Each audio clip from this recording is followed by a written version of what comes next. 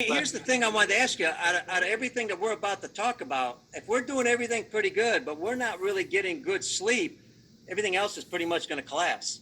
Pete, you're exactly right. You're in a deficit. And if we were to run our stat test, if we had 100 kids, on a field, and we did a stat test with all 100 of them, probably 95 of them would be in some form of a physical deficit, either from overwork, from stress, from lack of sleep, from poor nutrition, and negative homeostasis, which is where you're in a deficit.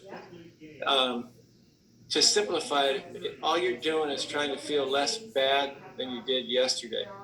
And Dean, I know we've seen it with who's the big kid from, I think he's from Missouri, that's with the Yankees now, that trying to convince him that was less was more. Who is that guy?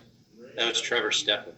Yeah, and he's a 100-mile-an-hour guy that was throwing 94, 95, and he was probably 80% in a deficit as far as his recovery was concerned.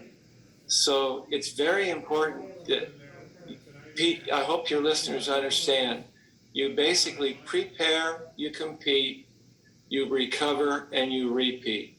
And right now, recovery is not being paid as much attention as it should be. Probably everywhere except the elite of the elite. Recovery is huge. And he was